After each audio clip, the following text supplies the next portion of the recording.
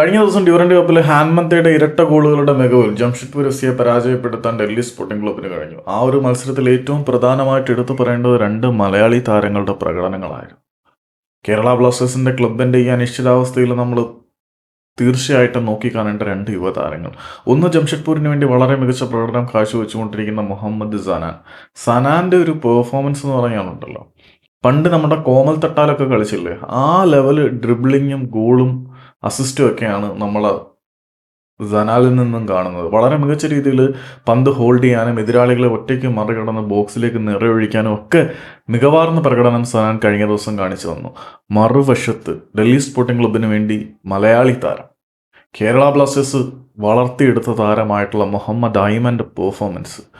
ഇന്നലെ ഐമൻ ഗോൾ നേടിയില്ല, പക്ഷേ ബോക്സിലേക്കൊരു ഷോട്ട് തീർത്തു. നിർഭാഗ്യവശാൽ അത് പോസ്റ്റിലിടിച്ച് റീബൗണ്ടായി പോവുകയാണ് ചെയ്തത്. ആ ഒരു ഷോട്ട് ഐമൻ്റെ ക്വാളിറ്റി മുഴുവനും എടുത്തു കാണിക്കുന്നുണ്ടായിരുന്നു.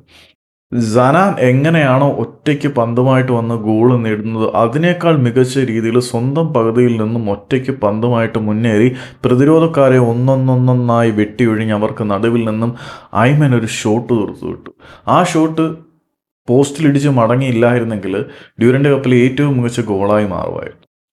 കേരള ബ്ലാസ്റ്റേഴ്സ് വളർത്തിയെടുത്തിട്ട് പോലും ഫലപ്രദമായിട്ട് ഉപയോഗിക്കാതെ ഡൽഹി സ്പോർട്ടിംഗ് ക്ലബിലേക്ക് കളഞ്ഞ രണ്ട് മണിമുത്തുകളാണ് ഐമനും അസറും.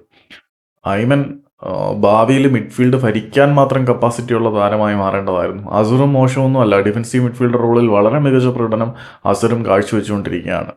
പിന്നെ മുഹമ്മദ് സനാൻ എന്ന മലയാളി താരം, റിലയൻസ് ഫൗണ്ടേഷൻ്റെ പ്ലെയറായിട്ടാണ് സനാൻ വാഴ്ത്തപ്പെടുന്നത്.